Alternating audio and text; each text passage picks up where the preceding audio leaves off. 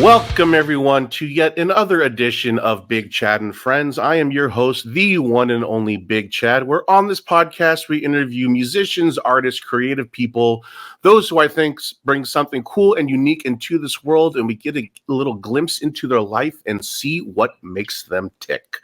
And today on our podcast, we have the musician, the songwriter, the producer, the professional piano tuner, the legend himself. Ladies and gentlemen, boys and girls, children of all ages, please welcome to the stage Mr. Simon Husband. Simon, how are you, my friend? I'm doing well. So my eldest described me the other day as a little man. A little man? A little man. And I said, well, what's a little man? And he goes, well, it's anybody below the height of 5'8.5". So how tall are you, Chad? I'm 6'2". So you're definitely not a little man, but I wouldn't describe myself as a little man. But No. according to my eldest, apparently I am. And I don't know quite how he came by that figure.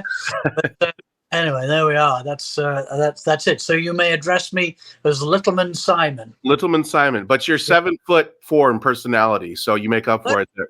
Yeah, much taller sitting down, of course. Yeah. For sure.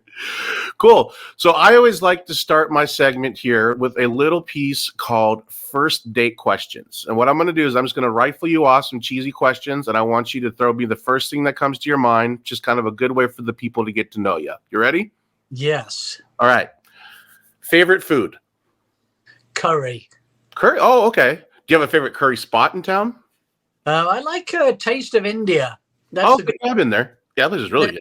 Oh, if you know that one, Back Passage to India. No. Yeah, I like to go up there. Okay, sweet. Yeah. So to tie into the favorite food question, favorite beverage? Oh, most members of my family die with the smell of Harvey's Bristol Cream Sweet Sherry on their breath, and I probably will be no exception. I have never tried that. Well, Chad, it's a fortified wine. It's a bit like a port. Oh, okay. Not quite as thick, but it's you can get it dry or you can get it sweet. I really like the sweet stuff, but the best sweet sherry in the world is Harvey's Bristol Cream, and it is delicious. It comes in a blue bottle. You can get it from most reputable alcohol shops. And it's about $15 and it's delicious. $15? That's not bad. Yeah. And you have it in like a little schooner and you can tip your pinky out as you drink it. It's good stuff. All right. I'm gonna have to have you text me that because I'm very curious to try that because I do like ports. And so if it's anything remotely close to a port, I'm on board. Yeah. You cannot beat it. Best in the world. Nice. Okay. So favorite toy as a child?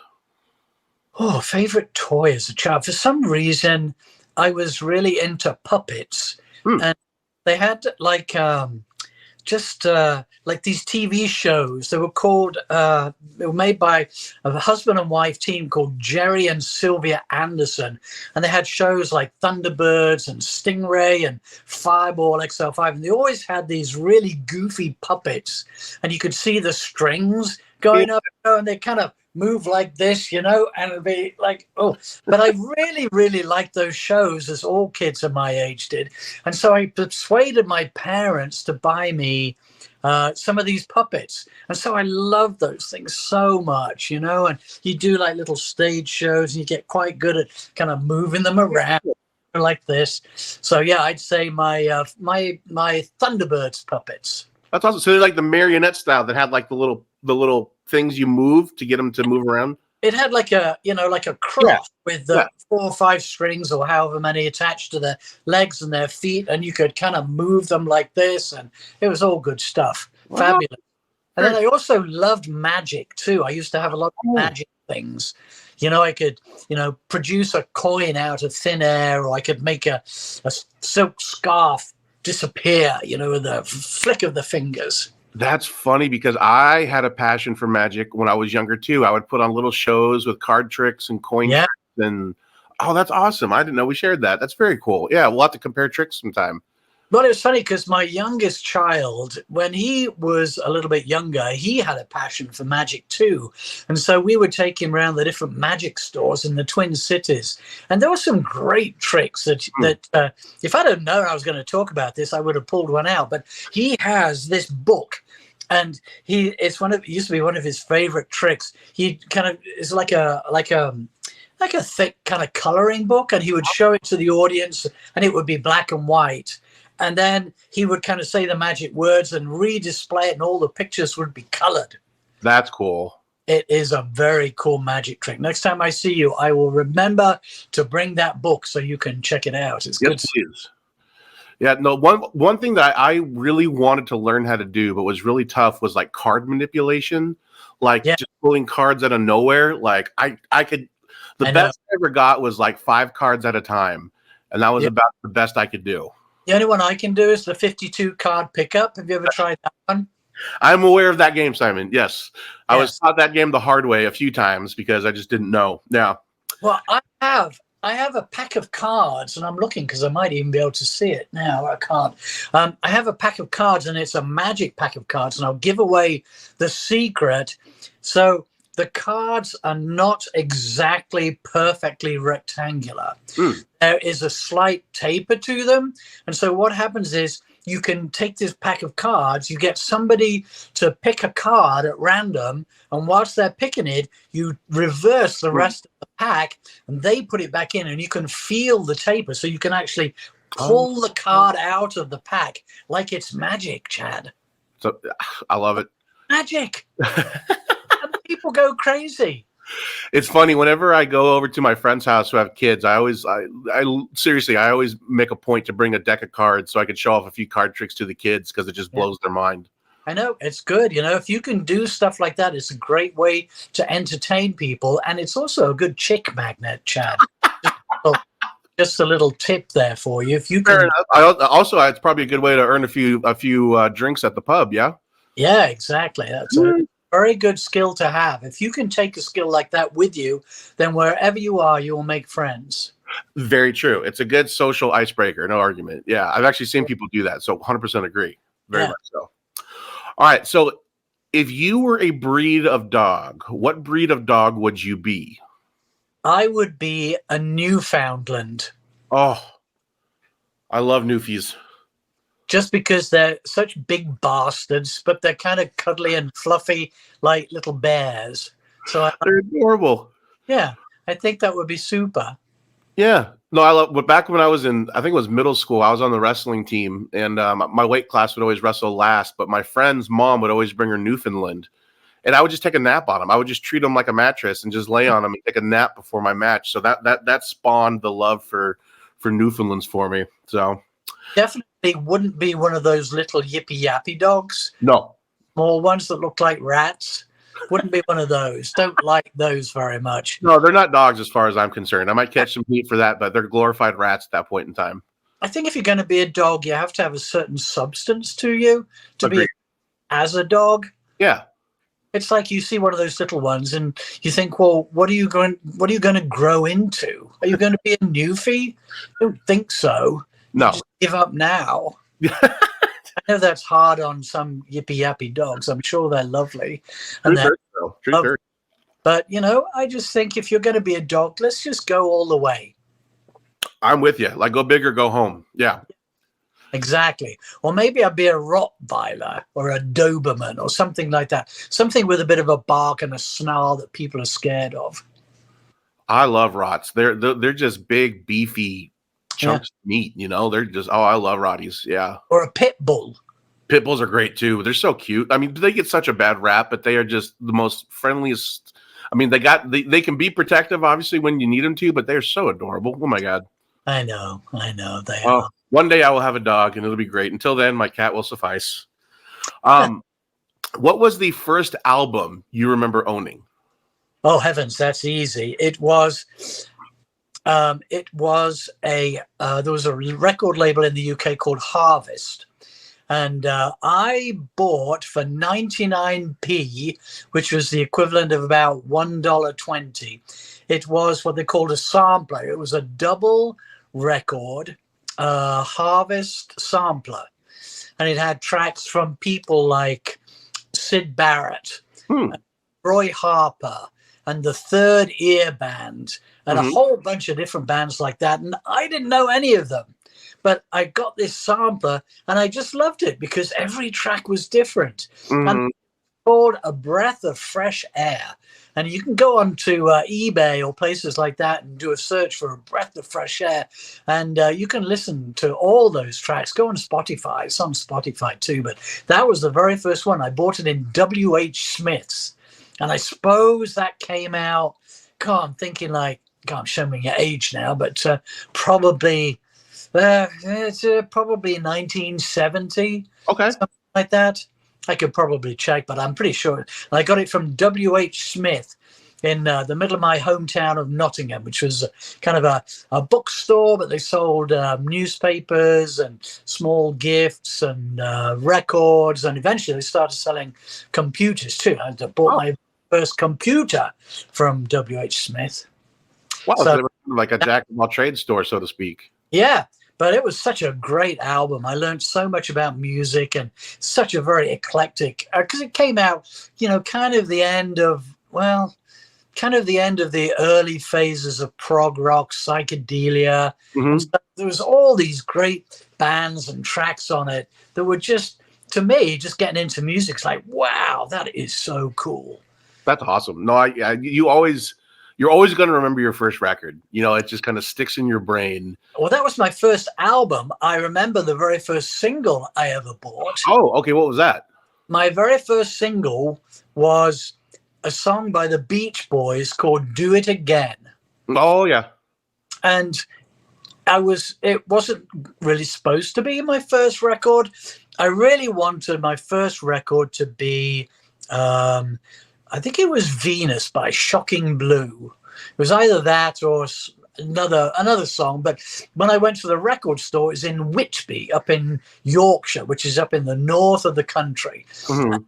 Go in there with my mum because I was too afraid to go in by myself, and I asked for the record that I wanted. They didn't have it, so I go, well, what else you got? So the guy says, well, this one's number 2 in the charts. You could have that one. So I bought it, and it was good, and Yeah, I love that song. It was no, good. Beach Boys were my gateway drug. That's what my mom brought me up on music was Beach Boys and then Beatles, but Beach Boys more so than Beatles, like just their harmonies and just their. I think it's because of the kind of the surfer vibe because I'm from California, but yeah, that was my gateway drug into Yeah. music. Yeah.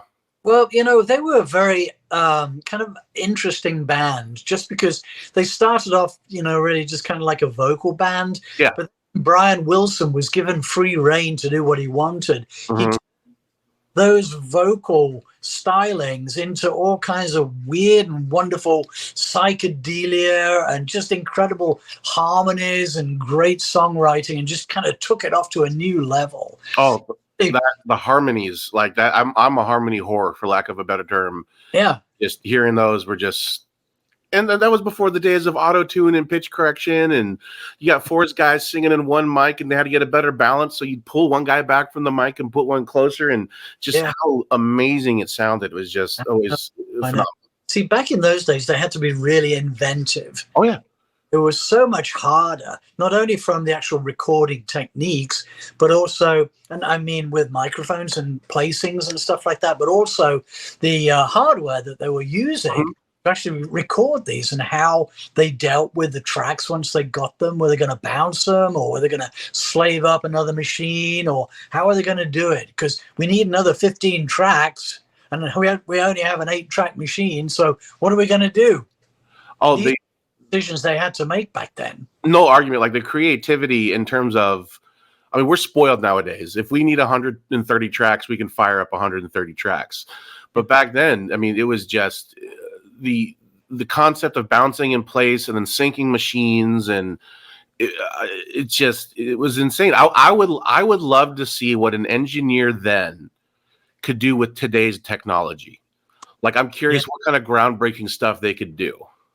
One of my friends is a guy called Dick Plant, and Dick worked in the music scene for all his life and was the recording engineer on many, many great records, including some of the early Electric Light Orchestra tracks. Oh, cool. Today, he was just engineering for all these amazing people.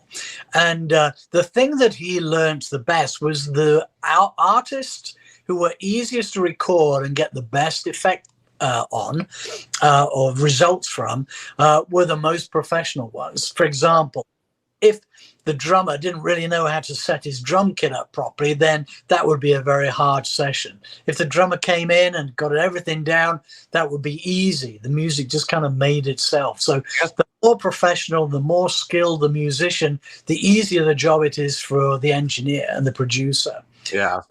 That's always something to bear in mind, because you can't make a silk purse out of a sow's ear, is the expression. You can't polish yes. Anyway, so we know what that one is. Oh no, yeah, I use the turd polishing one quite a bit. Yes, that is a common phrase.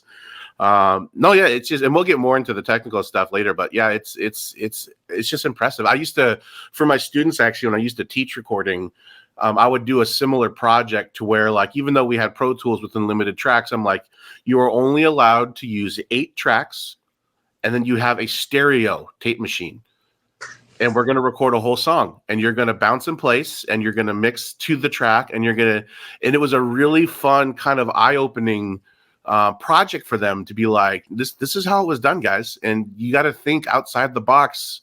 We're spoiled nowadays, and it was a really fun, eye-opening experience for my students at that point in time. Yeah, that's a good exercise. That really is good. It's almost like you're back to mono. Yep, for sure. So to tie into the music thing, what was, and I could venture a guess, but what was the first instrument you owned? I would say it was a trumpet.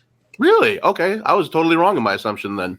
So I was in the school band, and we show up on day one, and the band master says, "Okay, well, what do you want to play?" And it's like, "Oh," and he'll go, "Well, how about the trumpet?"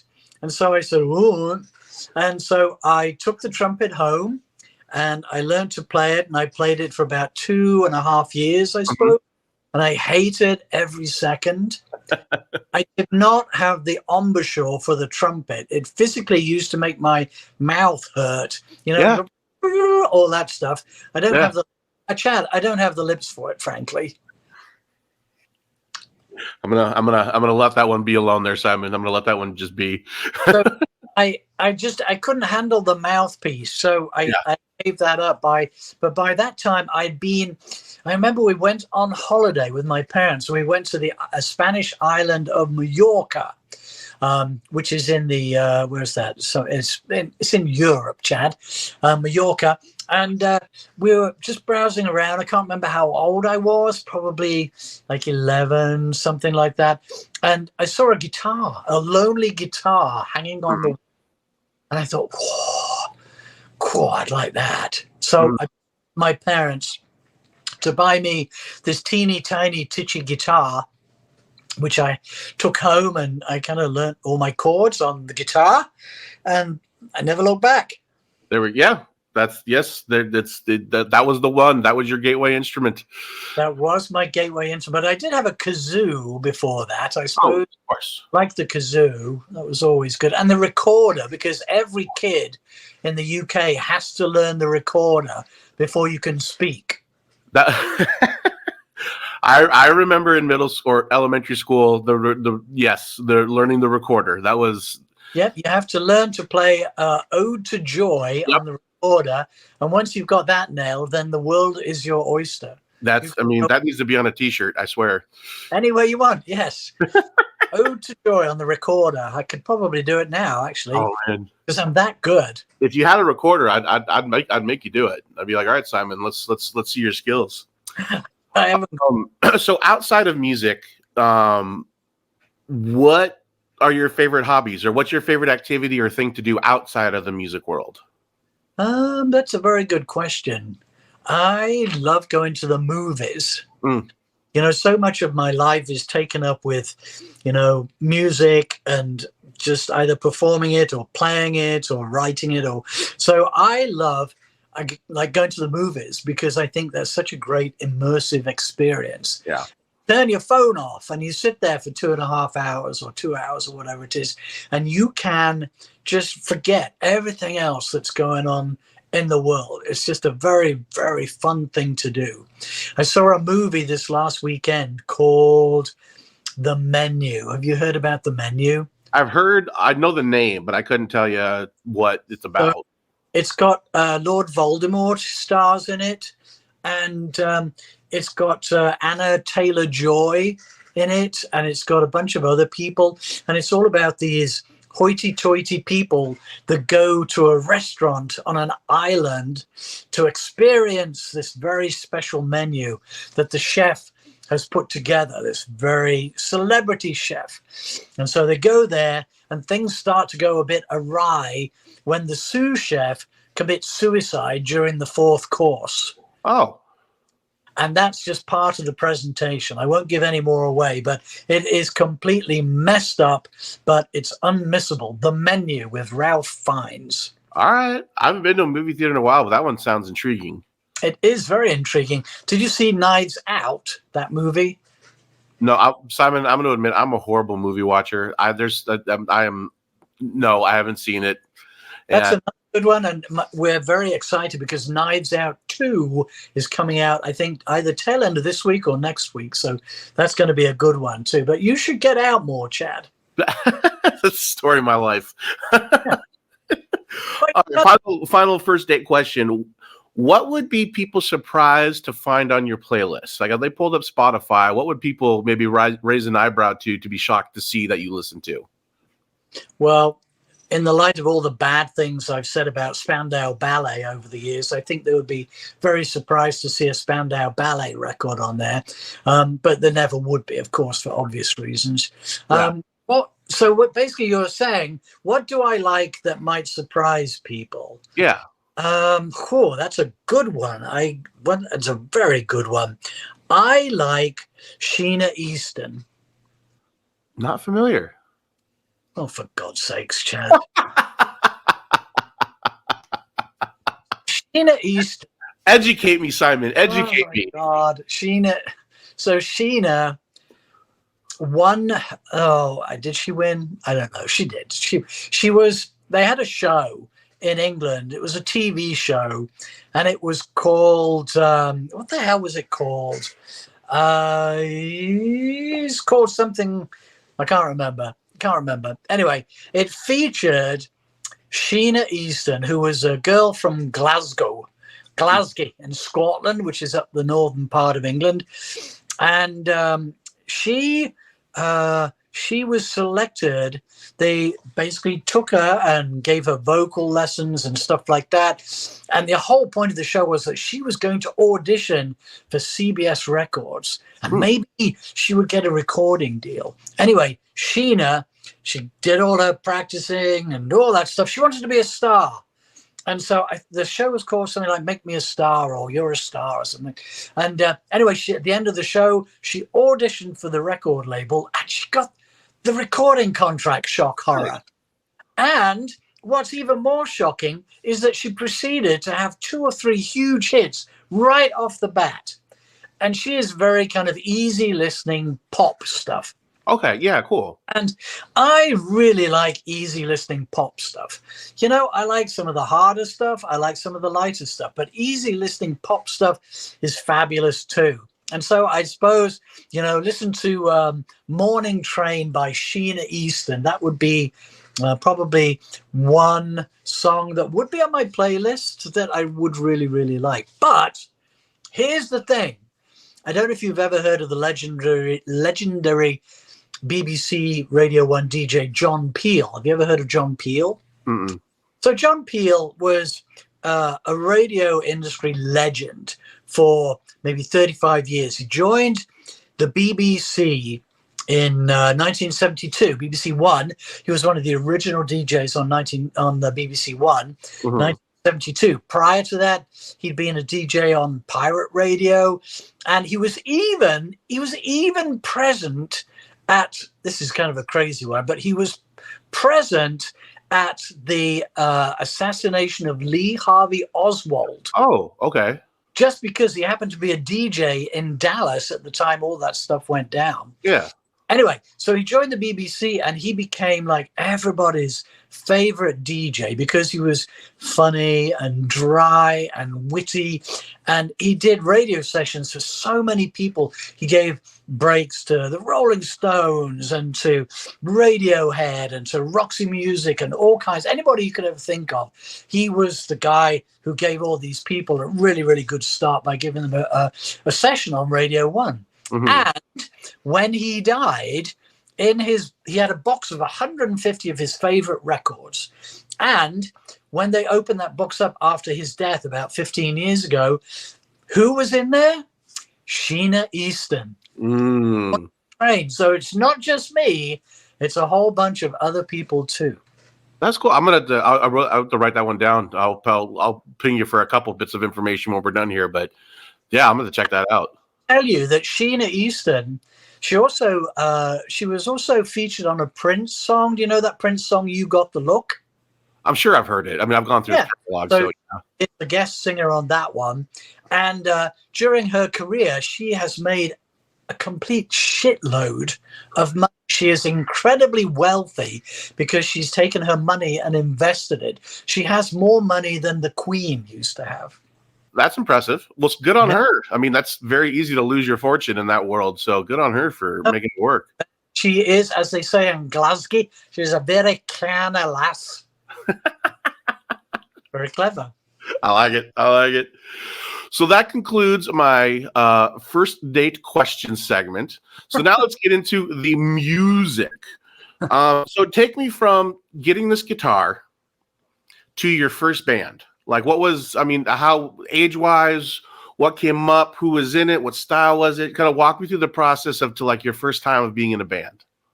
So at school, I suppose I was probably 15, maybe. Me and some friends, we just thought it'd be fun to have a band. There was no one thing that kind of said, oh, we should do a band. But, I was getting interested in music and, I was kind of musical. I played the trumpet very well, actually. I was just for a little while.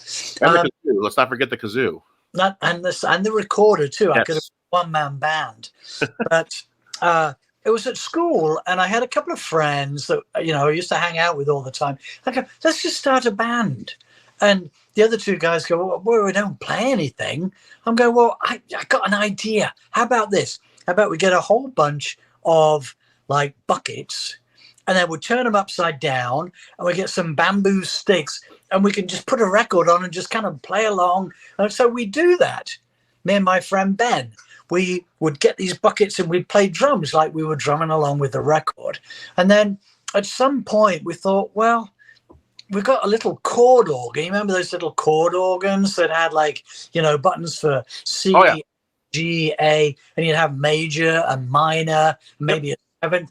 So it was a children's toy. I'm going, well, we could use that organ, and I could just tape like a microphone over the little speaker thing on the top there, and we could amplify it because I've got this tape recorder that you can actually use as an amplifier and a speaker, and we could. You could do the drumming stuff and I could play the keyboard and then we could be a band.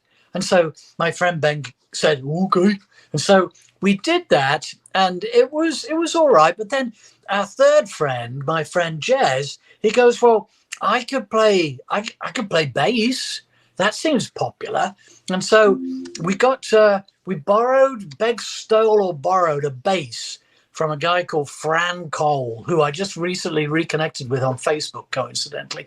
Oh. And Fran, he came along and he tried to play some bass, but it wasn't really for him. But my friend Jez said, I'll play bass because I think this could be good. So for a long time, that was my first ever band.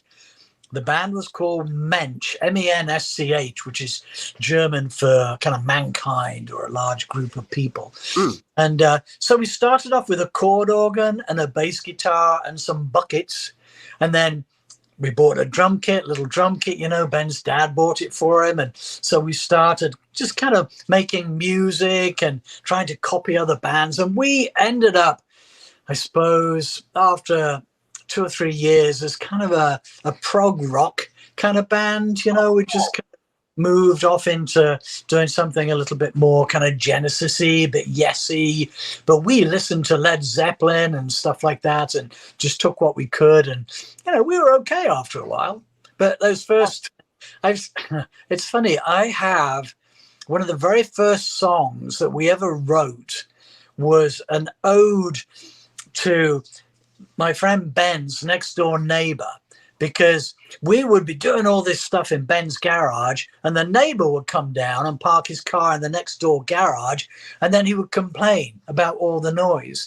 And so we wrote this song. It was called Dougie's Song because that was his name, Dougie. And we wrote this song called Dougie's Song, and we recorded it, and all it was Ben on buckets and me on guitar. I think I played guitar on that one, and they recorded it onto a reel-to-reel, I guess it was, and then they sent it off and we had it pressed into a 7-inch record. No kidding. I still have that record somewhere. That's awesome.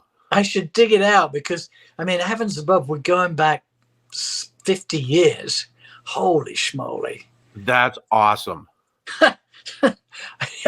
Well, you haven't heard the song, Chad, so you should. No, but the story behind it, that's just, Dougie's Song with buckets and an acoustic guitar, yep. And just bam, you made a vinyl out of it.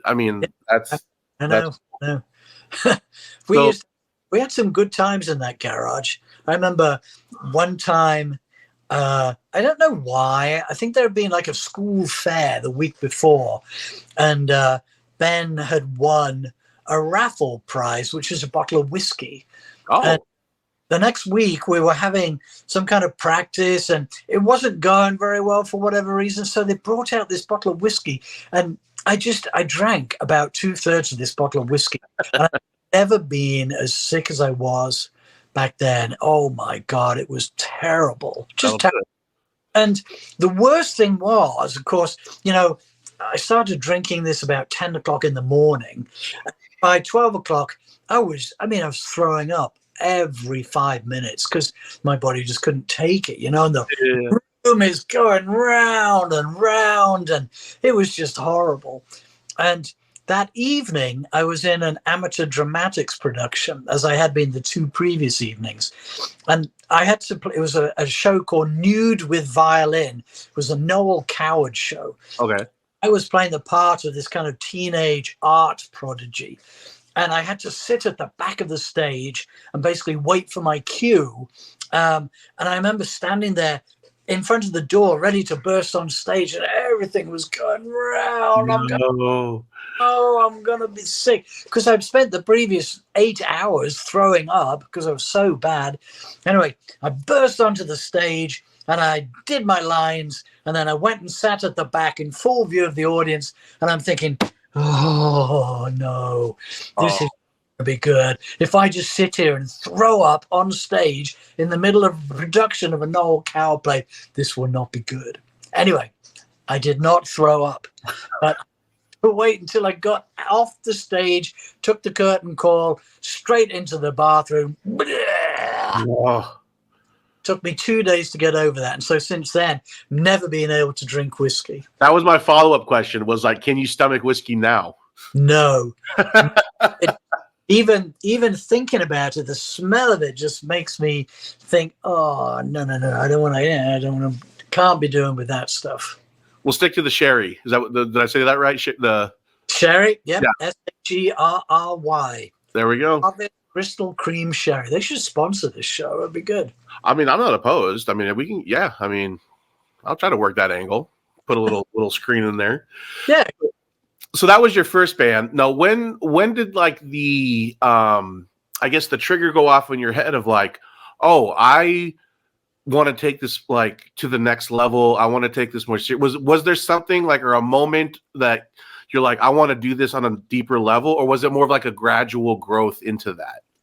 I think, just growing up and listening to a huge amount of music, you start to think to yourself, yeah, I could do that. Wouldn't that be cool if I could do that? And you watch, there used to be a show called Top of the Pops in the UK, which, every week, Top of the Pops, hugely influential show. Yeah. And you would watch all those bands and you think, oh, yeah, wouldn't it be great if you could do that? But, when you play in a band, you kind of do what you do. You don't think, okay, if I play that song, I can be as good as them. You just kind of do what you do. And with that particular band, we kind of reached a natural conclusion. I think, we just kind of gotten a bit fed up of playing that kind of prog rock stuff. Mm-hmm. And so the band just kind of folded, and almost immediately I found a group of people who were already playing prog rock. And the band was called Gwahir, which was named after the eagle in Lord of the Rings, the big eagle that flies. And I joined Gwahir because I thought, okay, these people are good. They knew their stuff. The bass player had a fretless bass, and the drummer was in a marching band and got all his chops down, his paradiddles, and the guitar player made his own guitars. Oh. And they were like all these weird, crazy shapes. And I thought, well, this is interesting. I should join them. And so I did. And we were playing some progressive kind of stuff, but also some, like Hendrix covers, just anything like that. Mm-hmm. And I thought, well, you know what? Let's just see what we can do. And so I started writing stuff and presenting it to them. And we kind of decided, maybe this is what we should do. We should maybe just write our own stuff. And so again, we were kind of more in the prog rock vein, but then we started veering off into more kind of poppy stuff, more kind of chart oriented stuff. Mm-hmm. So we went through a couple of name changes to get to that point. And then we played quite a lot. We played some pretty good shows. Actually, we played a show supporting Def Leppard, which was an experience. There was us, and there was a band called Chas and Dave, who, if you're not British, you probably never ever heard of, but they were Cockneys. They used to play in The Animals. Don't know if you've heard of The Animals, The House of the Rising Sun. Yeah. And there was us, and then Def Leppard, us, and Chas and Dave. And I remember that show because we had a pretty good sense of humor. At least I like to think I did. Oh, my thing's fallen off. Hold on, Chas. My thing just fell off. There we go. So we had a sense of humor, and we played a song that night, which I remember was called "How I Wish I Had a Grand Piano." And it was a 2-minute long song with a 10-minute long outro.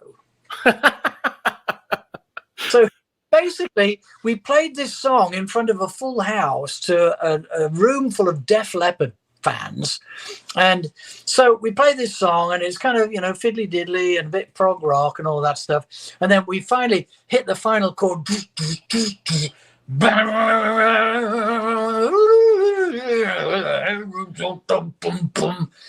And then most people would have ended there, but we did the boom, boom, boom, boom.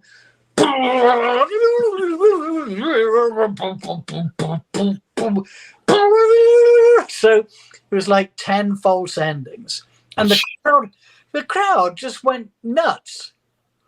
Honestly, we played 45 minutes, giving it our everything. And then suddenly we're playing one chord as a final chord for like 5 minutes, I suppose it was realistically. Yeah. And the crowd just went crazy. Well, you left on a high note. But we did. But you know what? I think the thing they were going crazy about was that the whole thing was just so stupid. It was like a send up of, heavy metal band endings. Yeah.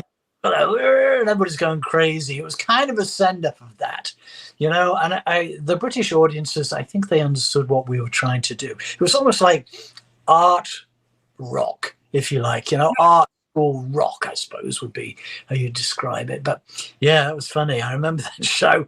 That was a good show. That's kind of a cool segue because I'm curious to know. I mean, the scene where you grew up and the scene where you played and cut your teeth and got your chops. What was, I guess, the dominant music during that time where you were? I mean, how was the place welcoming of live music pretty well, or what was it like? Well, first of all, you're assuming that I have chops, and that's debatable at the best of times. But growing up, this was like the early 70s, and so there are lots and lots of places in my town to play. And there were lots and lots of local bands, and sometimes bands would break out. But we had bands from my hometown, like 10 Years After. I don't know if you've ever heard of them, Alvin Lee and 10 Years After. They're from my hometown. Oh, okay. Another band called Paper Lace. They had a big hit over here in the USA with The Night Chicago Died. They had a couple of big hits in England, again from my hometown. And there were quite a few other musicians that came from Nottingham. But it was always pretty easy to find shows because there was a pretty healthy music scene, I have to say. It was good. And we were definitely part of it all. It was an exciting time. Mhm. But that was like, the early 70s and going through the 70s, towards the end of the 70s when punk started. And so, things were changing. And I'm not saying we didn't go with the flow, because we did, but we had a hard time taking it very seriously. I remember that band that I was playing with at that time, Gwahir, we changed our name to Zero ID. And we were doing more kind of poppy stuff, but we also did this thing at the end of the set where we would play a couple of punk songs. Oh. And we had a song called Kicking the Shit Out of Little Old Ladies. That was one of them. It was a popular one. Now we had another one called I've Been Dead for Too Long. There's another good one. But I remember one show we played. I'm saying a lot of I remember because I haven't thought about this stuff. I'm just winging it. We played one show. It was at the Trent Bridge Inn. That was the name of the pub. And it was like on a big kind of bridge over the River Trent. And so it was on one side of the bridge. And it was like this long bar with a stage in the window overlooking the bridge. Oh, cool. We launched into Kicking the Shit Out of Little Old Ladies. And I thought, it might be kind of fun if I go outside. And so I got this really long mic cable. So I jumped off the stage and just kind of exited the corner and went out onto the street and started singing, staring in at the band, or the back of the band and the audience, through the glass at the front of the pub. People loved it. And it was so stupid. So I'm saying that British people love stupid things. I think it's because the stupidity equates to humor, and the Brits have a fine sense of humor. Anyway, Argument. don't know why I thought about that, Chad, but there we are. Well, that's kind of a good parallel to where I want to go next. So obviously, when did you come to the States then? Or circa what year around? So I can tell you exactly. I should fill in the gap between that project. So all the way through the 80s, so the early 80s, I joined another band because that band split for various reasons. We'd taken it as far as we could. And then I joined a band with some people who I really liked. They were just great musicians. And, we were trying to do our stuff. It was all original stuff. But these guys, kind of took it to the next level. And we had a little practice studio in a part of the city that we left all our stuff set up. So we could practice 2 or 3 times a week, and we could write, and we had a little recording thing in there, a little Tascam machine, and we could record. And so we were taking it very seriously. And we were writing songs, recording them, sending them off. And towards the middle and the end of the 80s, we were getting quite a bit of attention from the record labels over there. And, we played quite a few showcases. We had quite a few people from the labels come up to see us. And it never really quite meshed. We never found a good person that was believing in us enough to sign us. Mm-hmm. And then we met up with a guy. I can't remember how we got in touch with him, but the guy's name is Robert Raymond. And I think it was because we were working at a studio doing some recording and he happened to be there. But he took an interest in us. And Robert Raymond was a music producer as well as a movie producer. He was on, if you watch that movie Schindler's List. Oh, yeah.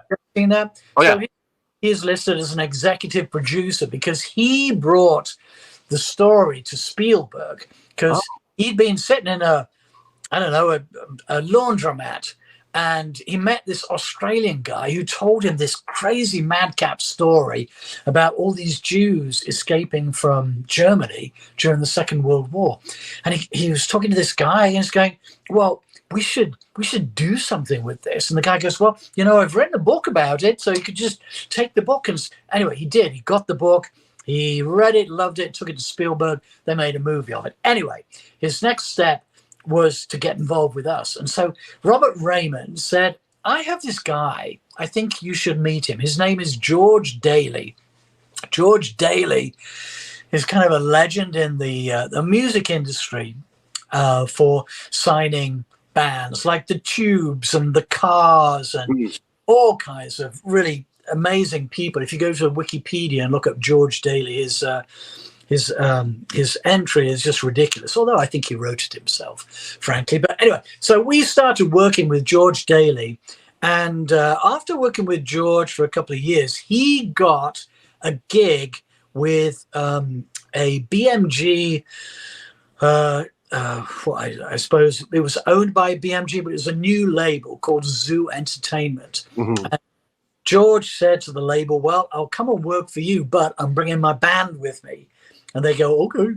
So Zoo Entertainment signed us, and that was in November of 1990. Okay. And in December of 1990, we all just up sticks and moved to Los Angeles. Oh, okay. To record an album for Zoo. And so Zoo at that time, they had Procol Harum, a reformed Procol Harum. They had a band called, who else did they had? They had, I can't remember. They had a bunch of people. Matthew Sweet was signed to Zoo Entertainment. And who else was there? Green Jello. You ever heard of Green Jello? And the name sounds crazy familiar. Yeah, they were there the same time as us. Tool, you probably know. Oh, yeah. So they were signed to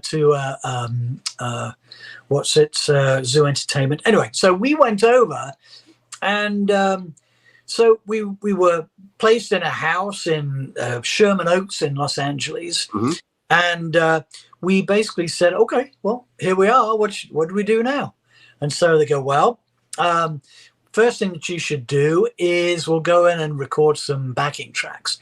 And so we went in and recorded some very rough backing tracks, and then the drummer and I took those tracks home and started basically rewriting, rearranging entire songs, because we listened to the radio and we're going, well, I don't think our stuff works on chart radio. So we really did spend a lot of time listening and thinking, like, how can our stuff merge in with this?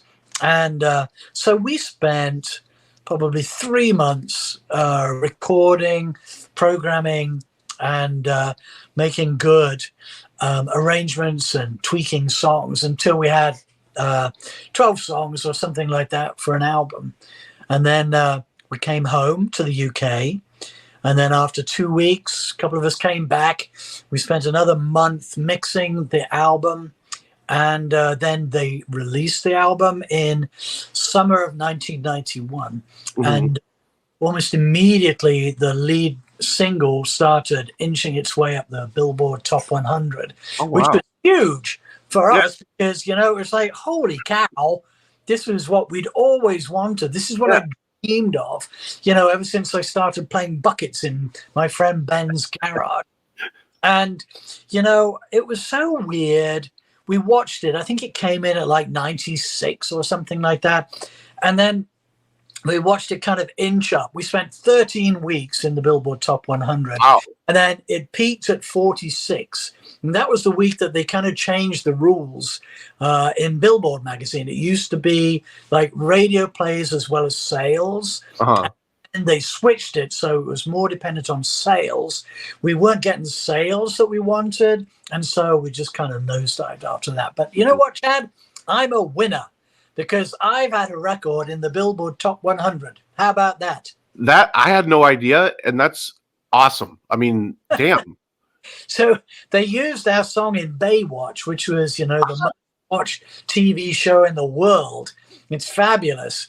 There's a double hitter of an episode where the cast and all the people in Baywatch go on a cruise, and there's a bit where they're all just kind of promenading around the ship, and in the back, well, not in the background, the foreground, our song is playing there. It's kind of funny. That's awesome. I had no idea. That's incredible. Another song used on a show called Star Search. Do you remember? Oh, Star Search? Yeah. So they used one of our songs for that. It was on the catwalk segment where they'd have somebody walking down the catwalk, and they played one of our songs as this model strutted her stuff on the catwalk. It was so funny. Simon, that's awesome. Yeah, it's weird. However, just before I forget about this, so, that I suppose would be my crowning glory of my musical career. However, when back in the late 70s, okay, so again, I'm showing my age. I was just, 21, something like that. And me and my friends, we would go out to the pub every night, not every night, but every weekend night. And we'd sit around and we just talk about silly stuff. And we go, there is an orchestra called the Portsmouth Sinfonia.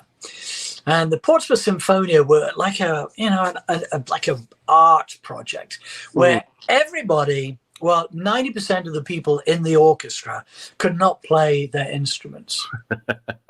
Now, 10% could, and that 10% carried the core of the thing. It's very, very funny.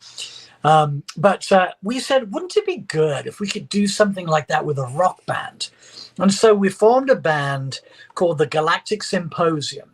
Okay. And the Symposium basically recorded one album's worth of material, and basically there were covers of classic songs, like there was Pink Floyd's Money, and the People's YMCA, and the House of the Rising Sun, and Black Sabbath song, and Albatross by Fleetwood Mac, and a whole bunch of these songs. Anyway, we released one record that was a double B-side, because of course it just sounded just shite. I mean, nobody could play anything, and the singer couldn't sing.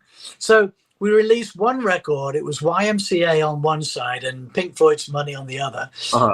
Sent it off to John Peel, and John Peel, because he was everybody's favorite, loved it and played it. So, and what we didn't know at the time was how often he was playing it. And what we also didn't know at the time, until the internet came around, was that he was playing it on a regular basis up until the time of his death. And because he loved it so much, and he went on record, he would say, okay, this is the Galactic Symposium. This is one of the finest recorded examples of its kind in musical history. And we didn't know anything about this until the internet came along, and I did a casual search, and suddenly all this stuff is coming up about the Galactic Symposium. And these records apparently are really, really rare. We had, I think we had 1,000 pressed up, and I think we sent 200 off for distribution. Never saw any money back from that. But we had all these records left, and they are extremely rare. And if you look on eBay or if you look on Discogs or anything like that, these things can often go for $200 for a vinyl. And the funny thing is, I sold one of these to a guy in England a few years back, and turned out he lived about 15 miles away from my parents' place. And I go, you know what? I'm going to be back in England in 3 weeks. Do you want to? I'll just meet you. Come over to the house and I'll give you the record. You can give me the $200 or whatever it was. So he came over. I gave him the record. We had a chit chat, and then he went. And then what he didn't know was, one, he was giving me the money and I was giving him the record. On the other side of the wall that he was standing against, 700 copies of that record. I'm sitting on a gold mine, Chad. You are. Just wait a couple more years and start put. I mean, just I see what mean, else. yeah, I just release one to the world every couple of years. It's like I'm loaded. So anyway, in terms of underground mystique and crazy stuff, I would say the Galactic Symposium was probably my finest hour. I played drums. Can't play drums. Terrible. Okay. Terrible. And, you know, all your listeners and viewers can look it up. Just do a search for Galactic Symposium, YMCA, or money, or anything, and it'll come up and you'll be able to hear the Galactic Symposium in their glory. And it's fabulous. That is awesome. Because we were, you know, we were supposed to be one of the first underground garage punk bands. Yeah. We weren't. We were just like an art school band, you know? It's like we were just having a laugh. You know, it was no big thing. We weren't trying to, you know, break the system. It wasn't revolution. It was like, yeah, let's do this and go to the pub. So that's $200 a record now. Yeah, I know. It is crazy, absolutely crazy. But just to circle back to what I was saying, you remember John Peel and Sheen and his box of records? What do you think was another record in his box of his favorite records? Was it really? It was in there, the Galactic Symposium. We made it. They listed all the records in the Times of London. So we got a mention in the Times of London as being one of John Peel's favorite ever records. That's Simon, you need to write a book, man. I mean, man, all right. I'm a little taken aback by like what I am learning about you and your life. This is so cool. Well, you know, I don't know. You know, generally speaking, I wear a lot of hats and I don't like to bore people with stuff. So I thought this would be the perfect example to bore you and your audience. Far from it. No, I mean, I've always, you know, respected you as a musician and you're just a great person. But like to hear this backstory now of how it crafted you to you, it's awesome and very fascinating. And yeah. It's a bit bonkers, really, but you know, I've had a good life. I've done lots and lots of things, you know, and we were all disappointed when Blue Train folded, and it really folded because the record label didn't really back us up like they should have done because it's expensive. Yeah, we were competing against, you know, like Eric Clapton and Michael Jackson, but they still did a fabulous job in getting us into the charts for a small label. But you know, it started off. It was supposed to have been an artist development label. So they take an unknown band and they kind of work with you and they build you. So what they weren't expecting was to have a hit record right off the bat. And so, you know, it kind of blew the budget. And when it came to the second track, they didn't have any funding. And so it's like, well, what the hell are we supposed to do? And so we ended up back in England. And, you know, by this time we were starting to doubt ourselves. But by that time, I'd met my wife on a random visit to Fargo in North Dakota. And so my life had kind of gone like that, you know, off at a right angle. So things were changing. So then when did you become permanent resident, I guess, of the States? When was that? So what happened was, so we ended up back in the UK about a year and a half after we entered the US. And, you know, we kind of kept trying to keep the band going for a little while, but it was just, I don't know, it was too hard. Yeah. You know, we felt like we'd been through a lot. We'd gone through some major musical changes and it had been a bit of an effort. Things have been a bit strange. So if you remember a little while, I mentioned that we recorded, we went home, and then two of us came back and did the mixing. Well, one of the guys who did not come back, because we had to choose who was coming back and who wasn't, one of the guys that didn't come back was the guitar player. Now, the guitar player was kind of an R&B bluesy kind of guy. Okay. Not right for a band that's trying to pitch its stuff to US top 40. Yeah. And so what happened was, you know, when we were recording, he would play a solo over a track and he'd go, I don't know, keep that one, let me do it again. And so we'd have like 6 or 7 guitar solos. And then when we came back to do the mixing, that's what we were faced with. And To cut a long story short, we ended up editing his parts really, really crazily. Like, Uh-huh. for example, we get, to the downbeat and he would go, like a Pete Townsend chord. Well, we would take that chord and we would take the mute button and we would mute it so it sounded like, Oh, yeah. and so we would make it work like that. And, on some songs, we couldn't find a guitar part that he'd done to make it work. So we would start robbing guitar parts off other songs. Oh, If it happens to be in the right key, it's like, let's slap that in, see what happens. And so when the album finally came out, when he first heard it, he was completely dismayed. And, Alan, the guitar player, is a lovely, lovely chap, and I love him. And, he was just such a huge part of the whole thing. But he hated the record. Didn't like it because all his parts had been chopped up and it wasn't good. But then people started saying, "Oh, Alan, love your guitar. Man, that is good." He's going, "Oh, thank you very much."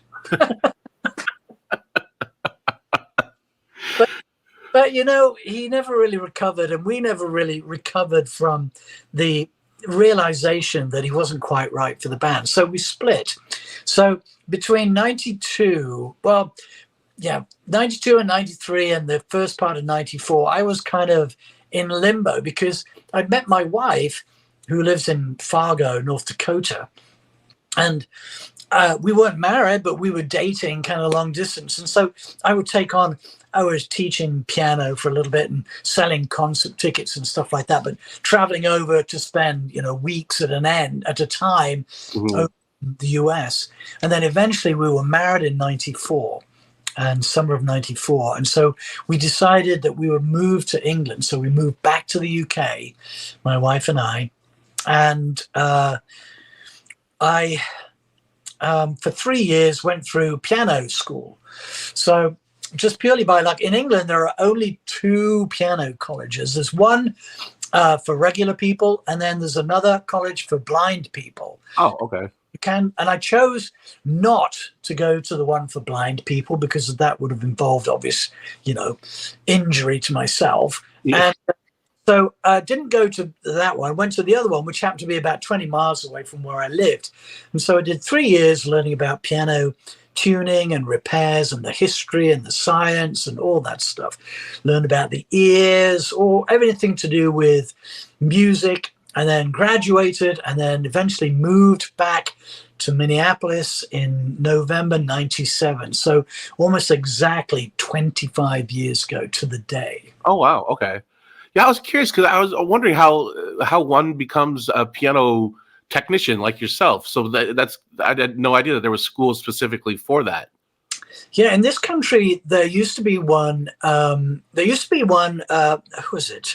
McNally. Yeah. Used to do a piano technicianing course, but I think they stopped probably 30 years ago. Okay. There used to be one in Boston. There's a correspondence course that you can do. There's a local guy here that takes people's money and pushes them through his own program. A lot of people go into it just learning with an established tuner, I suppose. But there's different routes. It just depends on what you have access to. Now Some you teach themselves. They find they're in a position where they've got access to lots of pianos, and so they just kind of get in there and tune a few and see what happens. Now you've done some cool, like pretty high profile tunings based on some of your Facebook posts that I've seen. Yeah. Well, yeah, that's true. Yeah, I've tuned. So really, really nerve-wracking, I suppose, a lot of the time. But I guess the first big one I did was Coldplay. Yep. So I got called down to the Target Center here in Minneapolis, and they won't tell you who's playing. It's all, you've got to sign this do not disclose stuff because it was for the Target employees. And so they had a crap load of people there. They had Coldplay, they had Taylor Swift, they had Shaun White, the Olympic border, and they had a whole bunch of different actors. Oprah Winfrey was there, and Jamie Foxx, and just all these crazy people just knocking around. And there's me tuning both the Coldplay pianos. They got two pianos exactly the same, both equipped with MIDI so they can be played remotely. And there's me just knocking 6 bags of shit out of them, whilst everything else is going on. That was so fun. And then, I'm just hanging around backstage afterwards. And, I'm standing there and I got Chris Martin on one side because I was just talking to him. And I feel somebody come up behind me and I turn around and it's Taylor Swift. And I'm thinking, what the hell am I doing here? This is not my life.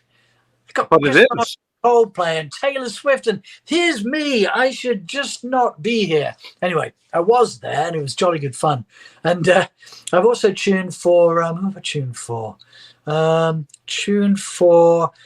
Monsters and Men, is that what they're called? And then I've tuned for Jack White, Vampire Weekend. Oh yeah, just recently for Arcade Fire. Yeah, that's what. Okay. It's always very interesting. You show up, and it's just like crazy chaos going on. But they go, there's the piano. Okay, you've got 35 minutes. Off you go. And so, you just get through the piano as quickly as you can. And then it's like, okay. Because a lot of the time, when you play an acoustic piano in a rock and roll show, you can't tell if it's a fine tuning on there, if it's a bad tuning, Yeah. It's going to be affected in some way. It's going to be lost in the melee. So, you just kind of do the best that you can. Sometimes you can't hear what you're doing, but it's fun. It's kind of interesting to be involved with shows of that size. It's just like, whoa, what? Look at all this crazy stuff. I have no words. I mean, it's just that's so cool. I mean, to be in that Target room. I know. I mean, what the hell? It's crazy. Well, Target Center, they have like these stages that can move around. Uh-huh. Do like a 3-band setup. Like when I think of Monsters and Men, when I was doing their piano, they had the stage stuff of Beck set up on the next door kind of pontoon, kind of, if you like. And then they had another one for the piano that I was on. And I think somebody, what was her name? Some singer, actress, woman was going to come and sing, and the piano guy was going to play. But all this stuff kind of moves around. So like once the first band is done, they'll rotate everything. So you can't be kind of in one and the other because you'll end up doing the splits. So it's pretty amazing, really, when you think about it. It's a huge place, crazy. Crazy. I know. But then, as a musician, you think, oh, what must that be like to be up on that stage? Oh, I couldn't imagine. All those people. And, that Coldplay just really kind of impressed me. I loved the show because it was like 20 minutes of Coldplay, 20 minutes of Taylor Swift. It was my perfect show because I get bored very easily. But, Chris Martin came on and he's wearing like the khaki pants and the red T-shirt, like all the Target employees will wear. And so immediately, he's like, everybody just loved him because he was like one of them. And I remember he sat down at the piano and he started to play this song and he messed up. And then he goes, oh, no. He said, that's not good. I'll just start that one again.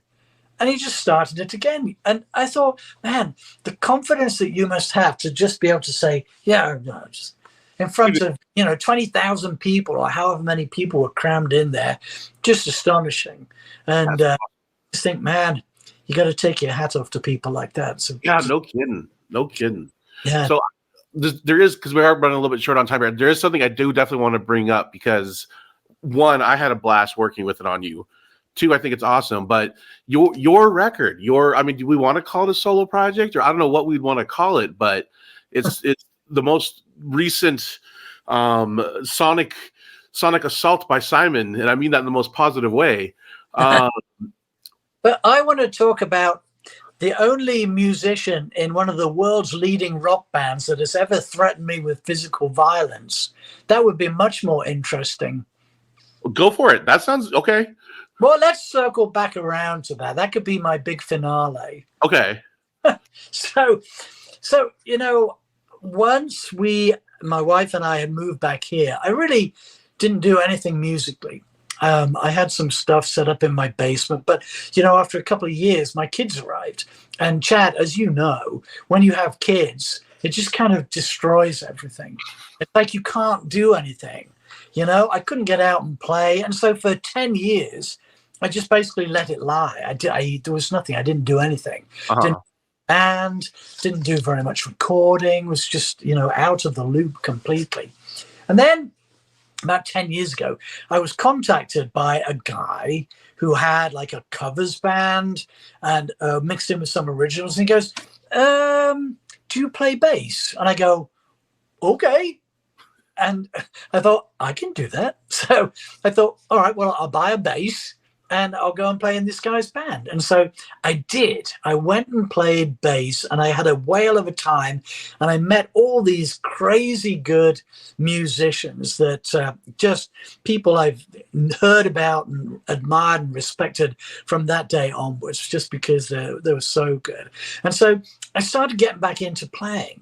And then a few years back, it was actually a couple of years before COVID kicked in, I thought to myself, well, I've got quite a few songs, but what am I going to do with them? Mm-hmm. And I thought, well, I don't know, I'll put them on some streaming site somewhere. And then I have a friend, his name is Ron Boogie Monster Gerber. And Ron has the show on the radio before I do. He's my radio next door neighbor. I do a show called True Brit every Friday night at midnight on KFAI. And Ron does the show at 10 p.m. And so I always go in, I talk to him, and, when he found out who I was, he amazed me by going to a box of records he had there. And he goes, is this your record? And held up the Blue Train CD. I'm going, what? That's crazy. So we became really good friends. And he would constantly say to me, can I play drums? Can I play drums? Can I play drums for you? I'm going, well, I use a drum machine. I don't know. He goes, oh, just let me play drums. Go on, let's just play drums. Give me one song. And so I thought, okay. So I put a song that I thought was good. And you know the story. We came down to you. We stripped off the drum machine track that I had on there. We put a click on. We let Ron play to the track. We mixed it. We edited it. We did everything. And I thought, oh, that's all right. It's not bad. And then from that one song, then we started doing a whole bunch more until in the end, I had about 10, 11 songs, 12 songs, something like that. And so I thought, okay, this is it. We're putting it out. And I put it out there, and we played a small number of shows, but they're always fun. And I am currently working on a second musical thing, which hopefully will come out for not too long. But you'll know more about that, Chad, when you need to know. I mean, first off, I just love working with you. I mean, because I met you originally through Dan Fiscum. Yeah. When you produced his record. And I just distinctly remember one of the first times you came down, I'm like, oh, I'm going to have fun with this guy. This Simon character. Well, there's something here. I have an impish sense of humor, because I like to think that I can find humor and fun in almost everything. Yeah.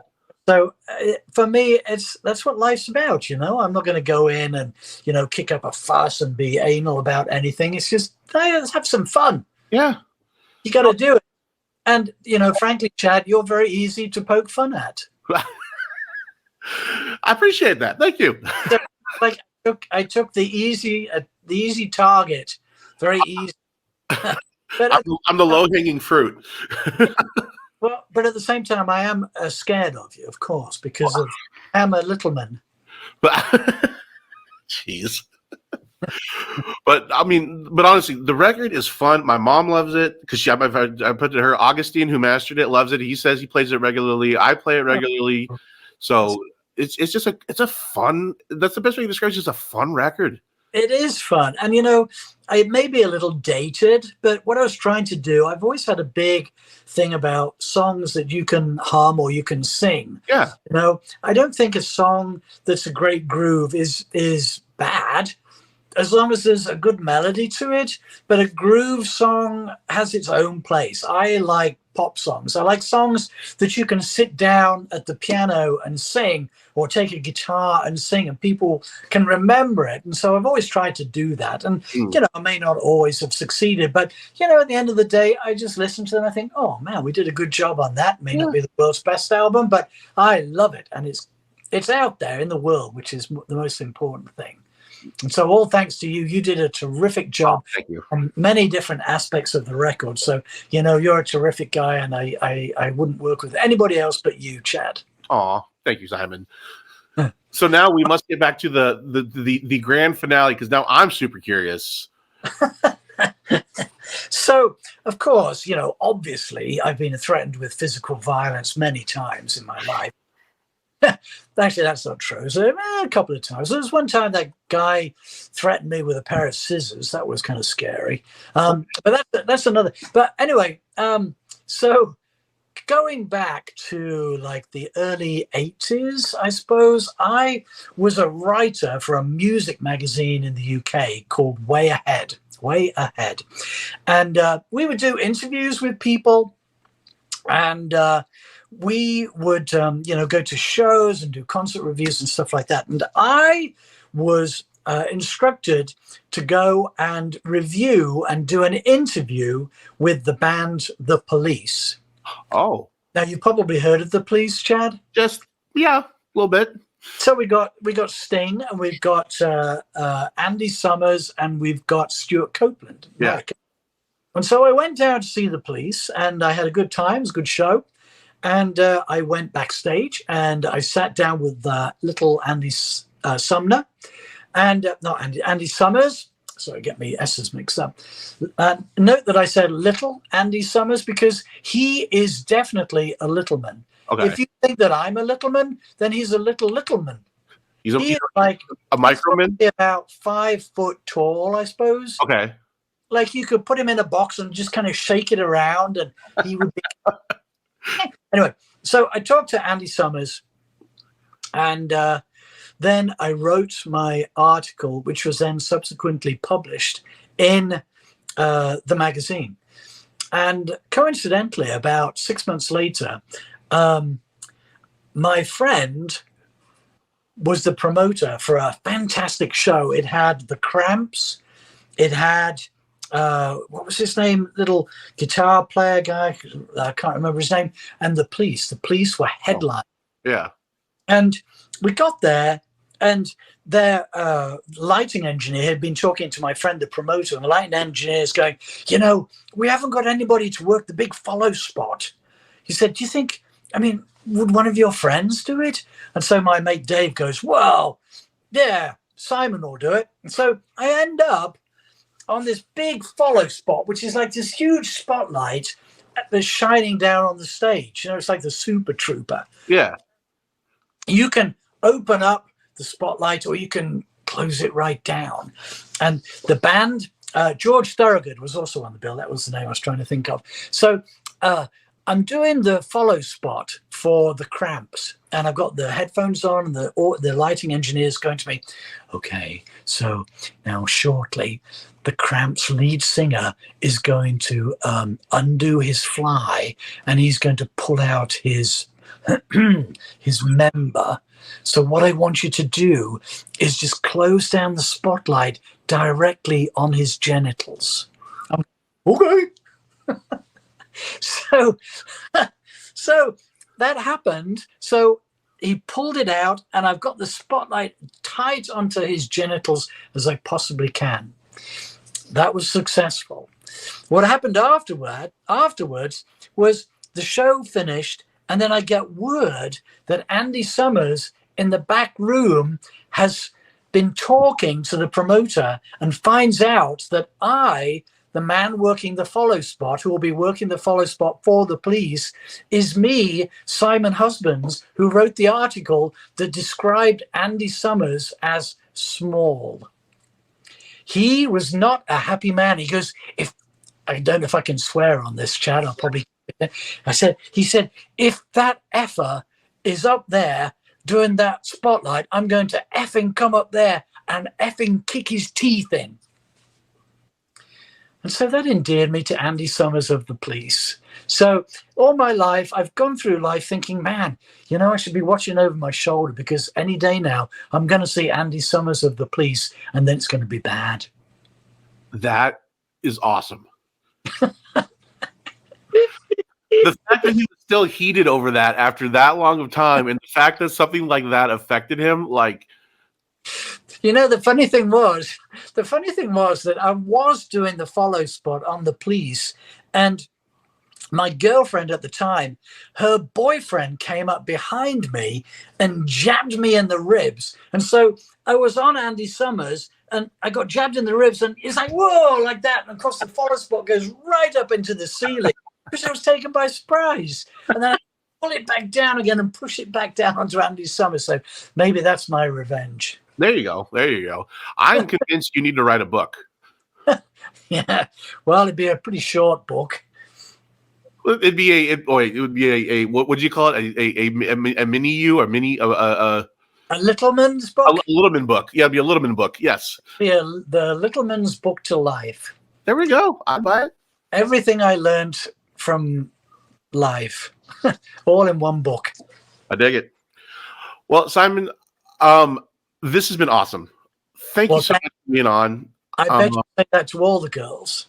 Well, I do. But you're special, so I'm looking, and I see on your window it says Big Chad. Yeah. But on mine it says Simon Husbands. Well, how dull is that? I should have put Littleman Simon. Well, hang on. Let me see if I can. This. Yeah, see if you can change it. Hang on, Littleman Simon. Littleman Simon. Can you change it? I'm working on it. Maybe I can change it from my angle. Oh, I can do it. Here we are. Look, I can do it. I think I can do it. So let me look. Littleman, all one word, of course. Littleman Simon. There we are. See, I did it a little differently. I went with the Littleman. Oh, that's right. Little MN. There you go. Good. Well done, Chad. I can see why you're doing this on a professional basis. I just, but budget was no option. I just went with the glory, and there we go. But in all seriousness, Simon, thank you so much. It's been, I love these because I get to learn that much more about people who I find fascinating and respect in this industry. So thank you for being a part of this. I greatly appreciate it. I learned a lot. I'm definitely going to be coming at you with more questions down the road just because I am curious to know more about all the things that you've done. So we will definitely be in touch on that regard. We will have coffee or curry or something soon. And well, thank you, Chad. You do a great job. Thank you. So to everyone out there watching, thank you for watching and tuning in. I appreciate it. Take it easy. If it's easy, take it twice. Keep it nice. And I will see y'all on the next episode. Bye-bye.